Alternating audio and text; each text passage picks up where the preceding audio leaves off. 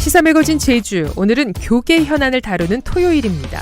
오늘은 UN 기후변화 협약 당사국 총회에 대해서 기독교 환경교육센터 산림의 부소장인 김신영 박사와 얘기 나눠보고요. 또 창단 연주회를 준비하고 있는 제주교회 여성합창단 김옥희 단장과 강금봉 운영위원장을 만나보겠습니다.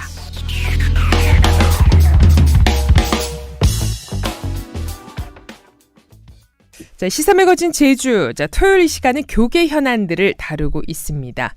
자, 매주 토요일 이 시간에는 기후 위기, 또 여러 환경 문제들을 기독교적인 가치관으로 바라보고 또 실천 가능한 노력들을 얘기해보는 지구 돌봄 프로젝트로 함께하는데요. 자, 오늘도 기독교 환경교육센터 산림의 부소장인 김신영 박사와 함께합니다. 박사님 안녕하세요. 네, 안녕하세요. 반갑습니다. 자, 이번 달은 UN 기후 변화 협약 당사국 총회가 열리는 아주 중요한 시즌이더라고요. 네, 네, 좀 생소한 분들을 위해서 이 당사국 총회가 뭔지 좀 설명해 주실까요? 네네. 이 국제사회가 기후변화 문제가 너무 심각해지니까 이제 함께 해결을 해야겠다 해서 이제 유엔이 주관을 하고 그래서 1992년에 기후변화에 관한 국제연합 기본협약, 어렵죠? 이런 거를 만들었어요. 네. 그리고 94년부터 이제 이 협약이 발효가 됐고요. 근데 이 협약이 잘 진행이 되고 있는지 지켜지고 있는지 이제 검토를 해야 되기 때문에 1년에 한 번씩 이제 각국의 대표들이 모여서 중요한 논의들을 하는데요. 이것을 이제 당사국 총회라고 부릅니다. 영어로는 이게 Conference of the Parties라고 하는데 요거 앞에 대문자 그 약자로 그 뽑아가지고요. 네. COP 이렇게 써요. 캅이라고도 부르고 뭐 COP라고도 부르고. 근데 이게 이번이 27번째 당사국 총회이기 때문에 뭐 언론이랑 이런 데 보면은 COP27, COP27 이렇게 많이 써 있습니다. 네. 아마 이번 달 뉴스에서 가장 많이 보실 단어 중에 하나가 되지 않을까 생각됩니다. 네. 그러면 이 당사국 총회에는 그럼 어떤 사람들이 참석하는지, 또 우리나라에서도 대표단이 참석하는지 궁금하네요. 네, 이번 당사국 총회가 11월 6일부터 18일까지 이집트에 있는 이 사름 엘 셰이크라는 관광 도시 이런 데서 열리는데요. 네. 한 200개 이상의 정부가 초청됐고요. 그 중에서 한 거의 180개국 정도가 참석하고 있고요. 그리고 그 정상들 같은 경우도 한 100여 개국에서는 정상들이 참석을 합니다. 이렇게 정상이 직접 참여하는 경우도 있고 정부 대표단이 참여하기도 하는데요. 우리나라에서는 환경부 장관을 비롯해서 이제 관계 부처 공무원들 그리고 전문가로 구성된 이 정부 대표단이 참석하고 있습니다. 네, 지금 한창 진행 중일 텐데. 자, 네. 그럼 이 당사국 총회에서는 어떤 내용 다뤄지나요? 네, 이 당사국 총회에서 다루는 내용은 뭐 매년 다르지만 주로 이제 이전 당사국 총회에서 약속한 사항들이 잘 지켜지고 있는지 평가도 하고요. 또 급변하는 이 국제적 상황에 따라서 새로운 약속을 정하기도 합니다. 자, 그럼 국제사회에서는 이 당사국 총회를 어떻게 바라보고 있나요? 네, 당사국 총회가 기후변화를 다루는 가장 크고 중요한 행사인 것은 분명한데요. 네. 근데 이에 대한 비판도 좀 많이 있어요. 아마도 그 세계에서 지금 가장 유명한 환경운동가라고 하면 스웨덴의 그레타 툰베리 다들 잘 아실 텐데요. 네. 그 그레타 툰베리가 이번 당사국 총회에 불참하겠다 이렇게 밝혔거든요. 이제 툰베리가 비판하는 거는 이 당사국 총회가 그린워싱의 장으로 변했다 이렇게 비판을 합니다. 이 당사국 총회가 기후변화로 고통받고 있는 지역, 민족, 국가를 위한 내용을 논의하는 게 아니라 강대국이나 글로벌 기업들이 자신을 홍보하는 무대로 전락해버렸다 이렇게 말을 하고 있어요. 그렇군요. 혹시 세계에서 플라스틱 쓰레기를 가장 많이 생산하는 기업이 어디인지 아시나요? 워낙 많아서 가늠이 잘 안 되는데요. 네, 코카콜라거든요. 코카콜라. 아, 코카콜라. 다 알고 거예요. 네. 전 세계에서 팔리고 있고 뭐 페트병이 많이 만들어서 파니까요. 네. 이 코카콜라가 4년 연속으로 세계 최고의 플라스틱 오염자로 선정이 됐는데요. 그럼에도 불구하고 코카콜라가 이번 당사국 총회의 대표적인 후원사로 참여하고 있습니다. 이제 이런 것들을 보면서 환경운동가들은 당사국 총회가 이게 과연 진짜 기후변화를 해결하려는 의지가 있는 어떤 행사인가, 이런 진정성을 의심할 수밖에 없는 거죠. 또 이제 이집트가 최근 이 인권 문제 때문에 국제사회의 비판을 되게 많이 받았어요. 근데 이제 이집트가 이번 당사국 총회를 통해서 개최국으로서 그동안의 인권 문제에 대한 국제사회의 비판을 좀 가리려고 하는 거 아니냐, 이런 비판도 요즘 많이 받고 있습니다. 네. 아무래도 선진국보다는 저개발 국가나 개도국이 이 기후변화 피해에 많이 노출돼 있을 텐데, 이 당사국 총회에서 그럼 이런 나라들의 문제에 좀 관심을 좀 갖는 편인가요? 네, 사실 국제사회가 이렇게 한자리에 모이면 다른 나라의 어려운 문제도 좀 도와주고 기술도 주고 재정적인 도움도 주면 좋을 것 같은데요. 네.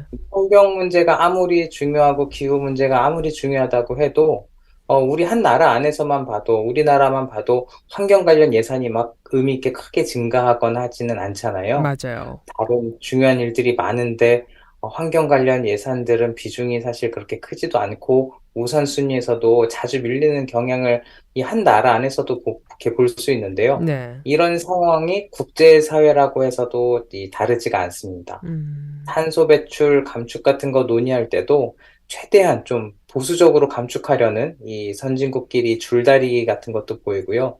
또 다른 나라를 돕는 논의들이 구체적이고 현실적으로 논의되면 좋겠는데, 사실은 애매하게 논의되다가 이게 논의만 되다가 끝나버리는 경우가 많습니다. 음. 이런 부분에 있어서 비판을 많이 받고 있고요. 또 예를 들면 경제적인 지원 같은 그 경우를 봐도 선진국들이 2010년에 멕시코 칸쿤에서 열린 당사국 총회 때 이제 개도국의 온실가스 감축과 기후변화 적응을 위해서 한 1,000억 달러 한번 우리가 모아서 공유하겠다, 이렇게 약속을 했었는데요. 실제 이행률이 그렇게 높지도 않았고요. 이때 목표로 세웠던 1,000억 달러도 이 기후변화 피해 규모에 비하면 턱없이 부족한 것이었습니다. 네.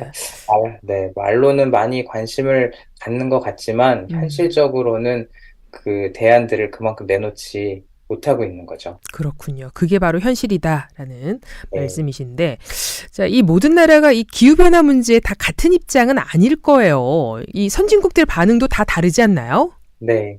아무래도 탄소 배출이 많은 나라들이 좀 적극적인 자세를, 책임감을 갖고 취해야 할 것 같은데요. 네. 그래야지 이제 다른 나라들도 여기에 더 동참을 할 것 같은데, 온실가스 배출이 가장 많은 중국, 또 3위 사이에 해당하는 인도, 러시아 같은 나라들은요, 이번 당사국 총회에 정상들이 오지 않습니다. 아, 그리고 네, 미국도 중간 선거 일정이랑 겹쳐서 당사국 총회에 그렇게 큰 관심을 보이지는 않고 있고요. 네. 또 탄소 배출 10대, 이 10대 배출국 가운데 독일을 제외하고는 이 회의에 제 시간에 참석한 정상들이 없었다고 합니다. 음.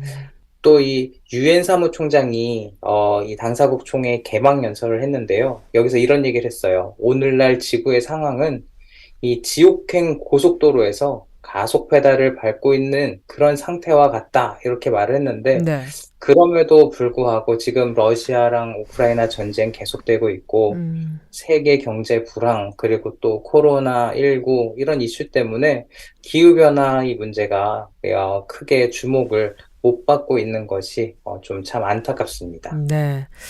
자, 그렇게 강한 어조로 얘기했음에도 불구하고 지금 현재 많은 관심을 받지 못하고 있다라는 말씀이네요. 그러면 이 종교가 참여하는 부분도 있나요? 네, 당사국 총회가 아무래도 이 국가의 대표들이 모이는 국제회의라서 관료나 정치인들이 주로 참여하는데요. 그래도 이제 기업이나 종교단체 수장들도 공식적으로 초청받아 참여하기는 합니다. 네. 하지만 이 회의장 안에서뿐 아니라 회의장 바깥에서 벌어지는 또 여러 회의들이 있거든요. 네. 이런 거에는 이제 주로 시민단체, 뭐 환경단체들이 중심이 돼서 이루어지고 있고요. 특히 종교단체 같은 경우에는 국제회의에 목소리를 낼 수 없는 약소국이나 섬나라, 또 외교 활동이 어렵거나 뭐 불가능한 부족, 그리고 또 정치적인 수단이 없는 사람들, 이들의 입장을 호소하는 역할을 대신 해주고 있습니다. 네. 자, 그러면 이 당사국 총회 기간을 통해서 교회에 바라는 점이 있다면 한 말씀 해 주시죠. 우리가 뭐 유엔이다, 국제회의다 이렇게 말하면 무언가 우리 일상이랑 거리가 있는 것처럼 느껴지잖아요. 네. 네, 사실 이 당사국 총회에서 결정하는 것들이 굉장히 중요하거든요. 왜냐하면 우리 지구의 미래, 또 미래 세대들의 생명과 복지에 큰 영향을 미치게 되고요. 여기서 결정되는 것들이 또 사람뿐 아니라 하나님의 창조 세계에 있는 정치적 결정권이 없는 모든 생명들에게도 다 영향을 미치게 됩니다. 그렇기 때문에 우리나라의 교단들이 이 정부 대표단을 위해 기도도 해주고 응원도 해주되 기독교가 추구하는 입장과 가치에 대해서도 분명하게 전달을 하면 좀 좋을 것 같습니다. 음. 그리고 이 기간 동안 각국 정부가 윤리적이고 책임 있는 결단을 내릴 수 있도록 교회에서 함께 관심 갖고 기도를 좀 해주면 좋을 것 같습니다. 또 마지막으로 한국 교회에서는 주로 6월에 한 주를 정해서 환경주의를 이렇게 지키고 있는데요. 네. 여기에 더해서 매년 이 당사국 총회가 열리는 11월에도 이 기후변화 문제에 대해 교회가 함께 고민하고 모여서 강의도 듣고 또 당사국 총회의 결과도 지켜보면서 이 문제에 좀 지속적으로 관심을 가지면 좋겠습니다. 가끔 보면 교회에서 기후변화 이야기하면 그거 너무 정치적인 거 아니냐, 이렇게 정치적인 것으로 보면서 거부감 느끼시는 분들도 계신데요. 이 당사국 총회를 통해서 기후변화를 이렇게 정치적 관점이 아니라 정책적 관점에서 보면서 우리 사회가, 우리 지구가 정의로운 정책을 통해 정의로운 사회로 이렇게 전환할 수 있도록 요구하고 기도하는 관심 갖는 교회들이 좀 많아지면 좋겠습니다. 네. 자, 지구돌봄 프로젝트. 자, 오늘은 지금 열리고 있는 당사국 총회에 대한 얘기를 해봤습니다. 오늘 말씀 감사하고요. 또 다음 주 토요일에 뵙겠습니다. 감사합니다. 네, 지금까지 기독교 환경교육센터 산림의 부소장인 김신영 박사였습니다.